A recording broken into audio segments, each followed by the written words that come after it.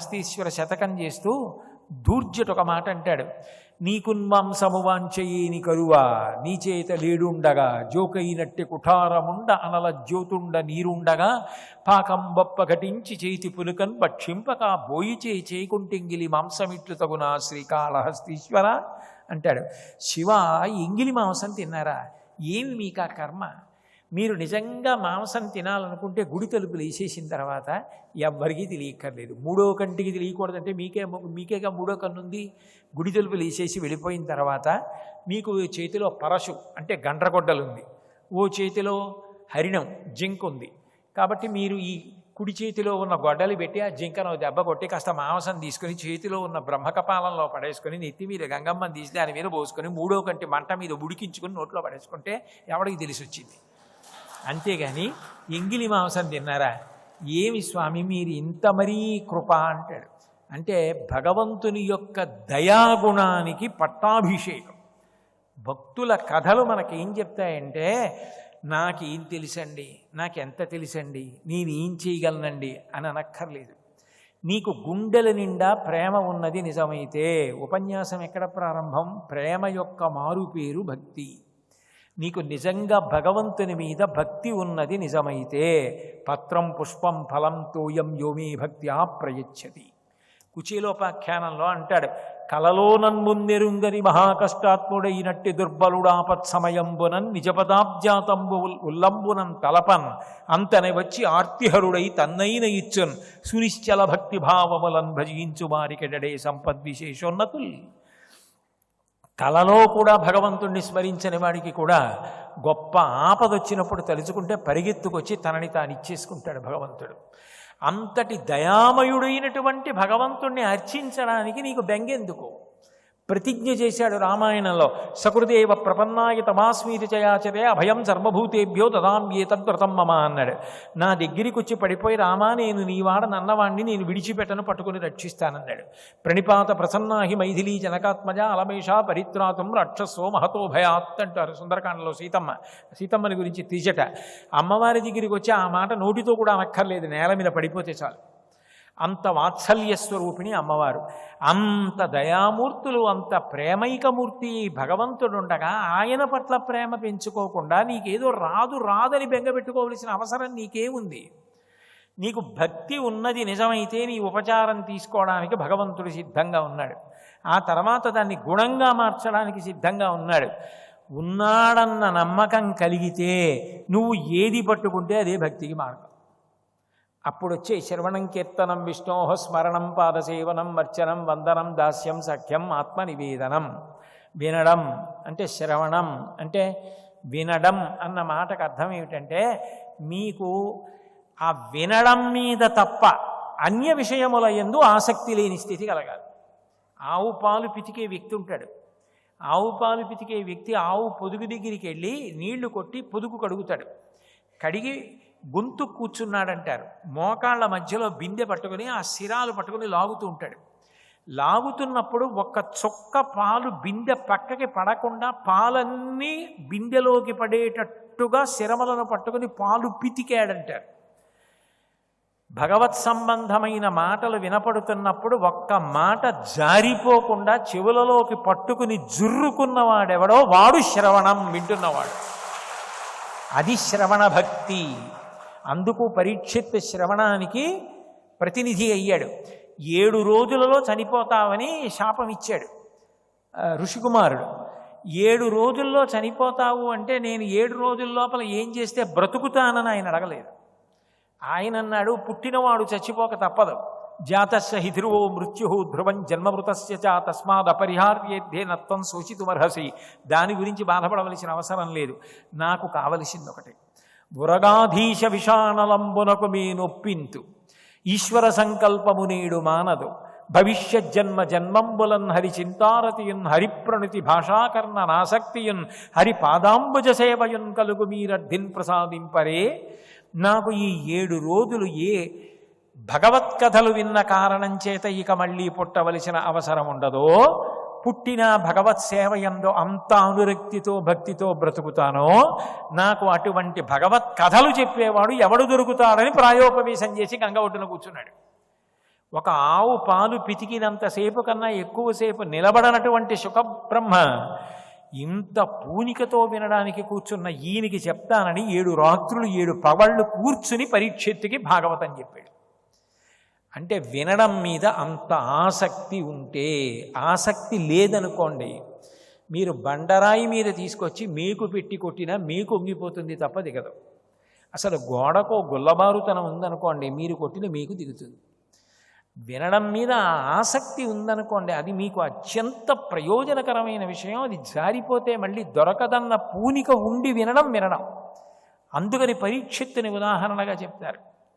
చెప్పడం అంటే నాలా చెప్పడం కాదు, భగవంతుని యొక్క గుణములు లోపల అనుభవంలోకి వచ్చిన కారణం చేత ఇంకా విపరీతమైనటువంటి సంతోషం, ఆనందం కలిగి నిండిపోయినటువంటి బిందె ఇంకా నీరు పట్టక అంచుల వెంట నీరు పైకి పొరిలిపోయినట్టు భగవదానందము లోపల పట్టక ఎవరి నుండి వాక్కులుగా ప్రవహిస్తున్నాయో ఆయన కీర్తనం. అందుకని శుకబ్రహ్మ. అట్లాంటి శుకుడు, అట్లాంటి పరీక్షిత్తు కలిసి చెప్పుకున్నటువంటి భాగవతం ఉందే, అది చెప్పుకుంటున్నప్పుడు వింటున్నప్పుడు తప్పులు దొర్లినా పర్వాలేదన్నారు.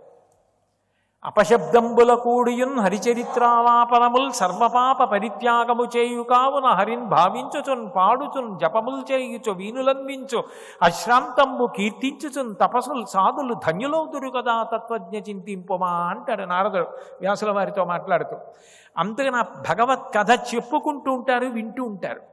ఆ కథాశ్రవణము చాలు మనిషికి. భద్రం కర్ణేభి శృణుయామ దేవా, అది పాప ప్రక్షాళనం చేసేస్తుంది. ఆ భగవత్ కథ అంత గొప్పది. సభ జరుగుతుండగా గొప్పగా భగవత్ కథ జరుగుతుంటే భగవంతుడే వచ్చి పక్క కుర్చీలో కూర్చుని నా గురించే చెప్తున్నాడని పక్కవాడిని పిలిచి అన్నాడు అనుకోండి, నీ గురించి అయితే అయింది కానీ కాసేపు మాట్లాడకుండా ఉంటావా అంటారట. అంటే భగవత్ కథ భగవంతుడి కన్నా మధురంగా ఉంటుంది. అటువంటి భగవత్ కథాశ్రవణానికి నిజానికి కష్టపడిపోవలసింది ఏం ఉండదు. చాలా తేలికగా భగవంతుని యొక్క కథని వింటూ ఆనందడోలికల్లో తేలిపోతారు. కాబట్టి నాకు అలా భగవత్ కథ వినే అదృష్టం కావాలి, నాకు ఎప్పుడూ అలా భగవత్ కథకి భగవన్నామానికి సంబంధించినటువంటివి పలికే అదృష్టం కావాలని కోరుకుంటారు. కాబట్టి అట్లా ఆ నామాన్ని ఉచ్చరించడం, అట్లా భగవత్ కథని శ్రవణం చేయడం, అదొక్కటి చాలు ఈశ్వరుడి యందు విశేషానురక్తిని కల్పిస్తుంది. పూర్వం రాత్రి 8 అట్లా అయిన తర్వాత పల్లెటూళ్ళల్లో ఉపన్యాసం చెప్పించుకునేవారు. నేను ఒకప్పుడు ఒకళ్ళు నన్ను ఉపన్యాసానికి అడిగితే ఊరి పేరు ఎందుకులేండి, ఆ ఊరు వెళ్ళాను. నేను అనుకున్నాను ఎప్పట్లాగే అక్కడ 600కు ఉపన్యాసం ఉంటుంది, ఇలా ఉందనుకుని వెళ్ళాను. వాళ్ళు పిలిచారు, కూర్చోబెట్టారు, మజ్జిగ ఇచ్చారు, ఏవో కబుర్లు చెప్తున్నారు, మా పొలం అంటారు, మా తోట అంటారు, చాలా ప్రేమగా మాట్లాడుతున్నారు. 7 అయింది, 7:15 7:30 అయింది. జనం రాలేదా, వీళ్ళకి అనురక్తి లేదా, నేను తప్పుగా వచ్చానా, నాకు అర్థం కాలేదు. ఏమన్నా ఉపన్యాసం ఉందా అని అడిగాను చివరికి. అయ్యో లేకపోవడం ఏంటండి, ఎంతోమంది ఎప్పటి నుంచి ఎదురు చూస్తున్నామో ఈ రోజు కోసం అన్నారు. మరి అంత అనురక్తి ఉంటే 7:30 అయిపోయింది, గంట టైం అయిపోయింది, పదండి అన్నారు. అంటే వాళ్ళు అన్నారు, కాదండి ఇక్కడ మేము 8 గంటలకు మొదలు పెడతామన్నారు. అయ్యి బాబోయ్ 8 గంటలకు మొదలు పెట్టాలా అన్నాను. అంటే వాళ్ళు అన్నారు, కాదు ఇక్కడంతా రైతులు పొలం పనులు చేసుకుని వచ్చి అన్నం తిని వచ్చి కూర్చుంటారు, కానీ ఆవలించారు. భగవత్ కథ అంత భక్తిగా వింటారు. మరునాడు వాడు ఉన్నాడు మనకేం భయమని ధర్మాన్ని అనుష్ఠిస్తారు. అందుకే వాళ్ళకంత ధైర్యం ఎక్కడిది అంటే ఆ భగవత్ కథ శ్రవణంలోంచి వస్తుంది. అంత తృప్తిగా బతికేస్తారండి. 8 గంటలకు వింటారన్నాడు. నేను అసలు నిజంగా అలా ఆవలిస్తారో లేదో చూద్దామని 8ంటికి మొదలెట్టాను, వచ్చాను కదా. నిజంగా వాళ్ళ భక్తికి నేను 10:15 వరకు 10:30 వరకు చెప్పాను. వాళ్ళు అంతా భక్తిగా విన్నారు. ఎందుకు చెప్తున్నానంటే శ్రవణం ధర్మమునకు కారణమవుతుంది, గుణంగా మారడానికి శ్రవణము కారణమవుతుంది. వినగా వినగా వినగా వినగా ఏమవుతుంది, ఆ ధర్మం పట్టుకున్న వాళ్ళు అలా రక్షింపబడినప్పుడు నేను ఎందుకు రక్షింపబడదన్న పూనిక కల్పిస్తుంది. అందుకని నవవిధ భక్తి మార్గములలో గుణంగా మారడానికి కారణమైంది కాబట్టి శ్రవణము భక్తి మార్గమైంది. అలాగే కీర్తనం, ఎంత భక్తి ఉంటే అంత పరవశం కలుగుతుంది భగవత్కథ చెప్పడానికి.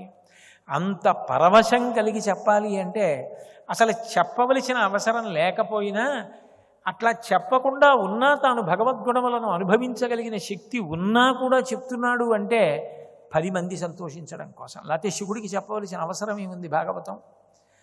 అట్లా చెప్పినదేదో అది కీర్తనం, అట్లా స్మరించినదేదో అది స్మరణం, అది ప్రహ్లాద భక్తి. ఒక్కొక్క భక్తి మార్గానికి ఒక్కొక్కళ్ళు ఉదాహరణ అయ్యారు. ఇవన్నీ చిట్ట చివరికి ఎక్కడ పర్యవసిస్తాయి అంటే, ఏ ఒక్క మార్గాన్ని మీరు పట్టుకోండి, చివరికి అదే లక్ష్యాన్ని మీరు చేరుకుంటారు. ఏమండి, మీరు చెన్నై వెళ్ళాలా? చెన్నై వెళ్ళాలంటే మీరు విమానంలో వెళ్ళొచ్చు, మీరు రైల్లో వెళ్ళొచ్చు, కారులో వెళ్ళొచ్చు అన్నారనుకోండి. 3 మార్గాల్లో నేను వెళ్ళవలసినటువంటి దూరాన్ని సమయాన్ని దృష్టిలో పెట్టుకుని క్షేమకరంగా ఎందులో వచ్చినా నేను చెన్నై వస్తాను. అదే పరమాత్మని చేరిపోవడం అన్న మాటకు అర్థం మోక్షం.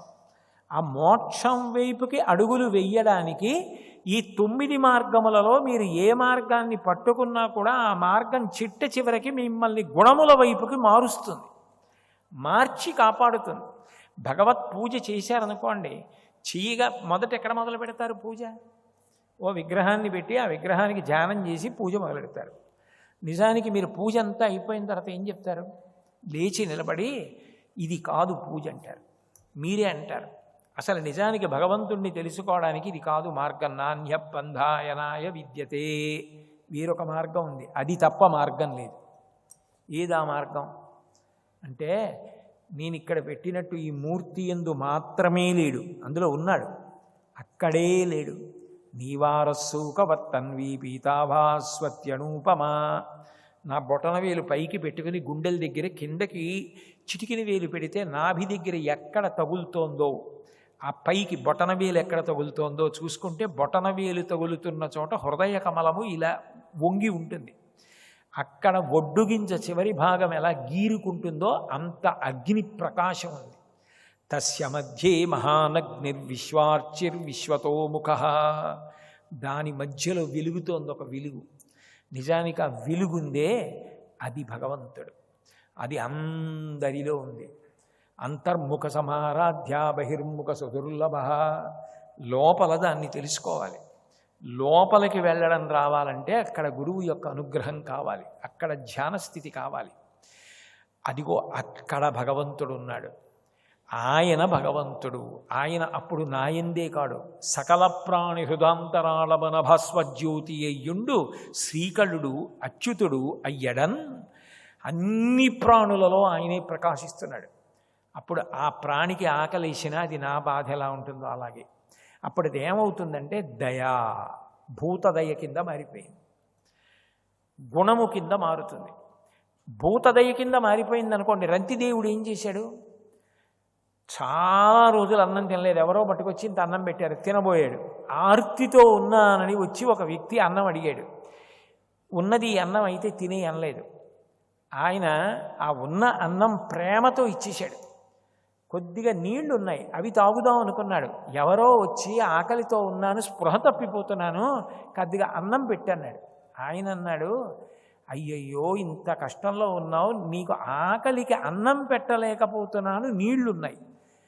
అన్నము లేదు కొన్ని మధురాంబువులున్నవి త్రావుమన్నా లేవన్నా. ఓ అన్నా, నా దగ్గర అన్నం లేదు, మధురాంబువులున్నాయి, అవి త్రాగు చాలు. నాకు అంతకన్నా సంతోషం ఏముంటుందని ఆ నీళ్ళు ఇచ్చేశాడు. తను ఏది ఇవ్వలేకపోతున్నాడో బాధపడి ఉన్నదాన్ని ఇచ్చేశాడు. దేవతలందరూ ప్రత్యక్షమయ్యారు రంతిదేవుడికి. అంతవరకు ఎందుకు? తూర్పుగోదావరి జిల్లాలో ఆంధ్రదేశంలో డొక్కా సీతమ్మ గారిని ఉండేవారు, నిరత అన్నదాత. ఆమె శరీరం వదిలిపెట్టేసినప్పుడు అమలాపురం దగ్గర అగ్రహారంలో పండితులు కూర్చుని ఉంటే ఆవిడ శరీరంలో నుంచి లేచి అరుణాచలంలో భగవాన్ రమణుల ఆత్మజ్యోతి వెళ్ళినట్టు ఆకాశంలో వెడుతూ ఉంటే ఎవరో మహాత్ముడు శరీరం విడిచిపెట్టారనుకున్నారు. ఆవిడ ఆత్మజ్యోతి ఆకాశంలో ప్రయాణం చేస్తూ వెళ్ళిపోయి అంతరిక్షంలో ఐక్యమైంది. నిరతాన్నజానం చేసి డొక్కా సీతమ్మ గారు ప్రేమమూర్తి భగవంతుని యందు ఐక్యం కాల. నువ్వు చేసిన పూజ, నువ్వు చూపించిన ప్రేమ, భగవంతుని యందు నువ్వు చూపించిన భక్తి గుణంగా మారుతుంది. ఈ గుణంగా మారుతోంది అన్న మాటకు అర్థం ఏమిటంటే నువ్వు భగవంతుడికి దగ్గరవుతున్నావని గుర్తు. ఇది అత్యంత ప్రధానం. గుణంగా మారనంతకాలం అది ఎక్కడ వరకు ఆగిపోతుంది అంటే, ఒక తంతు నేను ఇవాళ ఇది చేశానా, దీపం పెట్టానా, నువ్వుల నూనె వేసానా, ఆవు నెయ్యి వేసానా, మూడొత్తులు వేసానా, ఒక ఒత్తి వేసానా, తూర్పుకి వెలిగించానా, పశ్చిమానికి వెలిగించానా, ఇక్కడ ఆగిపోతుంది, కర్మ దగ్గర ఆగిపోతుంది. కానీ అసలు ఆ దీపం లేకుండా నీకు ఆలోచన వచ్చే అవకాశం లేదు. కాబట్టి దీపాన్ని తక్కువ చేసి మాట్లాడకూడదు. పూజ చెయ్యాలి, దీపము వెలిగించాలి. కానీ ఎందుకు వెలిగించావన్నది నీకు తెలియాలి. అది తెలిసిన నాడు గుణంగా మారుతుంది. అది తెలుసుకునే ప్రయత్నం ఎవరు చెయ్యగలరు అంటే ఒక్క మనుష్యుడే చేయగలరు. కారణం ఏమంటే దానికి కావలసిన బుద్ధి, శాస్త్రము, గురువు, వాక్కు ఈ 4 మనిషికే ఉన్నాయి. కాబట్టి మనిషి మాత్రమే తరించగలడు తప్ప ఇతర ప్రాణులు తరించలేవు. మోక్షము భక్తితో అన్వయం చేయడానికి కారణం అదే. ఈ భక్తి ఎవరికి సాధ్యం అంటే మనిషికి. మిగిలిన ప్రాణులు ఉంటాయి, 84 లక్షల జీవరాశులు ఉన్నాయి. ఈ 84 లక్షల జీవరాశులు సాధారణంగా ఏం చేస్తారంటే దేవతలు, మనుష్యులు, తిరియక్కులు అని విభాగం చేస్తారు. జరాయుజములు, అండజములు, స్వేదజములు, ఉద్భుజములు అని వేరు విభాగం ఉంది. ప్రధాన విభాగం చేసినప్పుడు దేవతలు.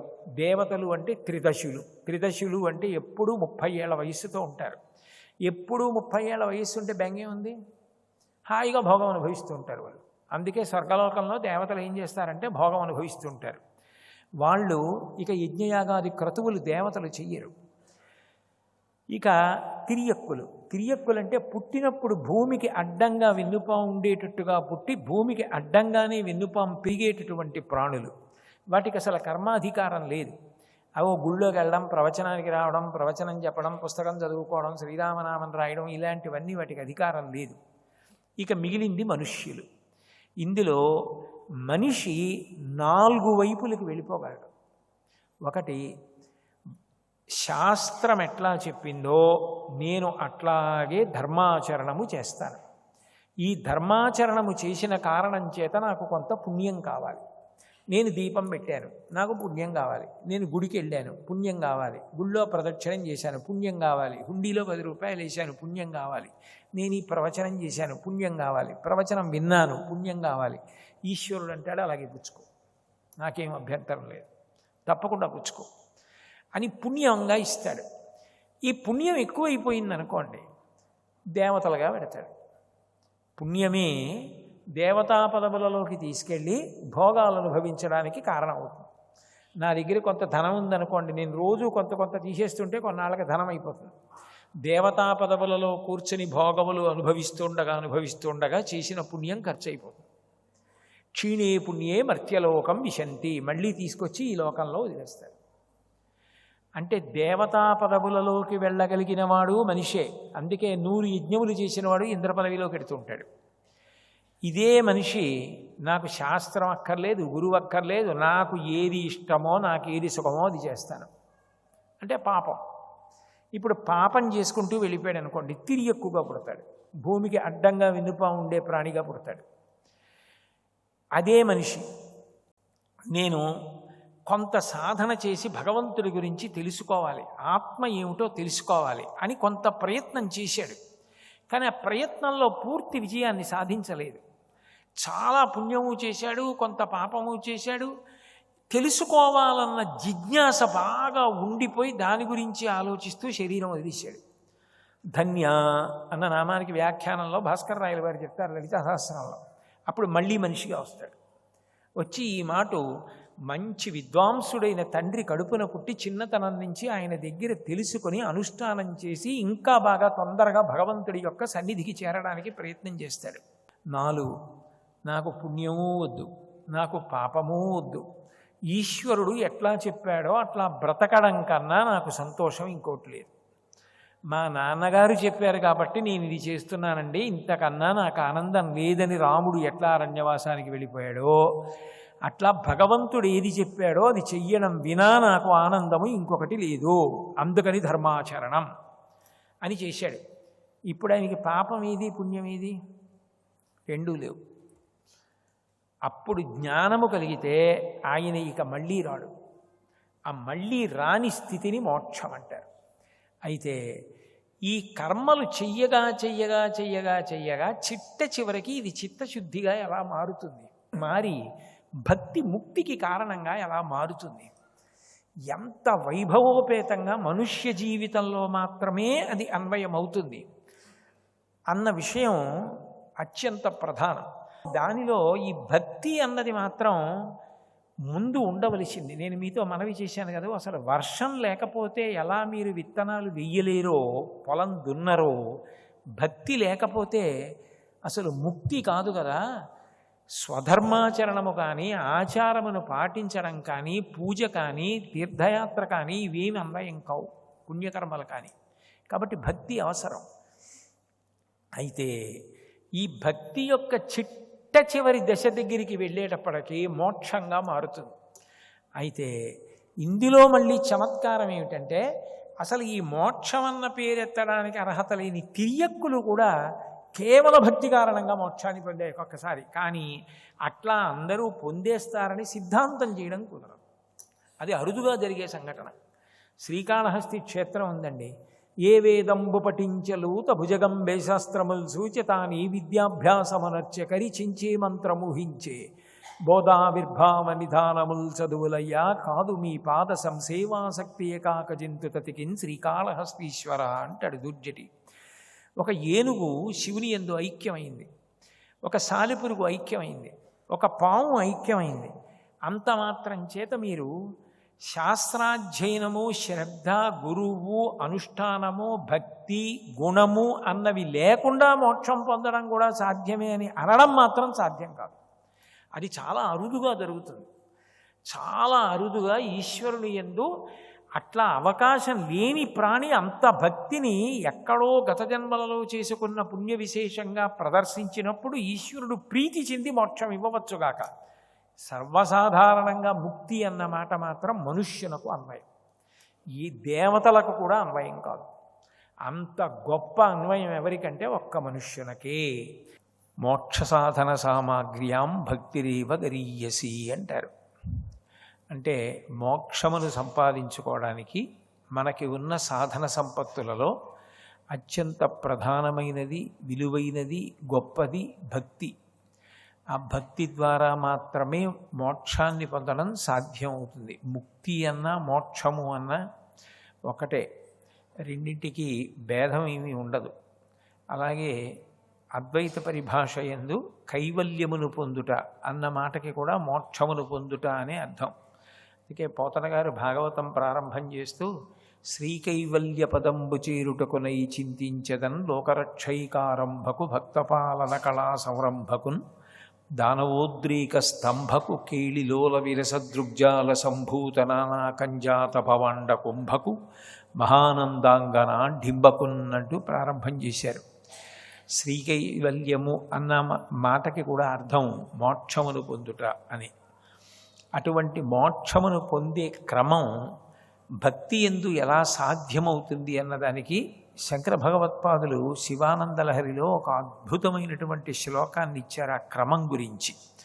అందులో అంటారు, అంకోలం నిజబీజ సంతతి రయస్కాంతోఫలం సూచిక సాధ్వీ నైజ విభుం లతాక్షితిరుహం సింధు సరిద్వల్లభం ప్రాప్నోతీహ యథా తథా పశుపతే పాదారవిందద్వయం చేతో వృత్తిరూపేత్య తిష్టతి సదా సా భక్తిరిత్యుచ్యతే అన్నారు.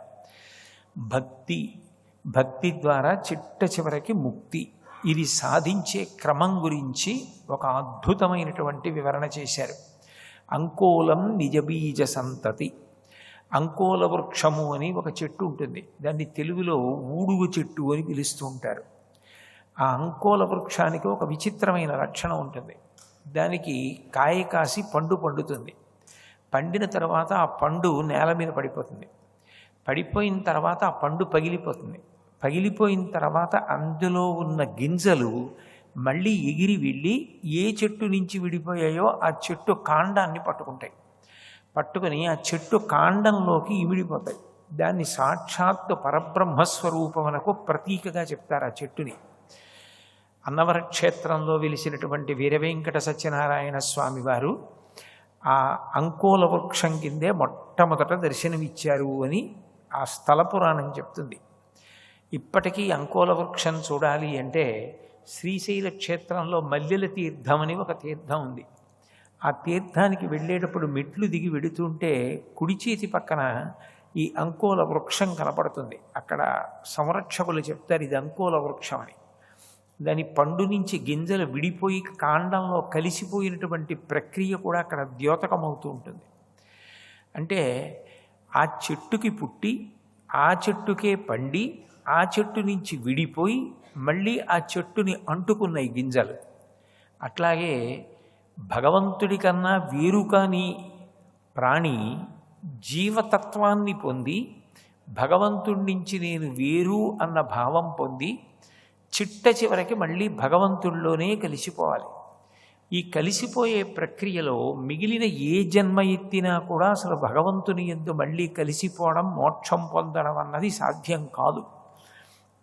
ఎందుకనంటే భక్తిని ఆచరించేటటువంటి అవకాశం లేదు. ధర్మాచరణం అన్నది ఒక్క మనుష్య ప్రాణికే విధింపబడింది. ధర్మమునకు ఉన్న పెద్ద సంక్లిష్ట స్థితి ఏమిటంటే ధర్మము ఎప్పుడూ ఒక్కలా ఉండదు. ధర్మము నిరంతరము మారుతుంది. దేశాన్ని బట్టి ధర్మం మారిపోతుంది, కాలాన్ని బట్టి ధర్మం మారిపోతుంది. మనం పుట్టినటువంటి కుటుంబాన్ని బట్టి మళ్ళీ ధర్మం మారిపోతూ ఉంటుంది. నేను మీకు ఒక ఉదాహరణ చెప్పాలంటే ఏకాదశి తిథి వస్తే ఉపవాసం చేయడం ధర్మం. ద్వాదశి తిథి వస్తే ఎంత తొందరగా వీలైతే అంత తొందరగా ఉపవాస వ్రతాన్ని విరమించేయాలి. కనీసంలో కనీసం ఉసిరికాయన్నా తిని పూర్తి చేసేయాలి. శ్రీ ఉమామహేశ్వర పరబ్రహ్మార్పణమస్తు. స్వస్తి.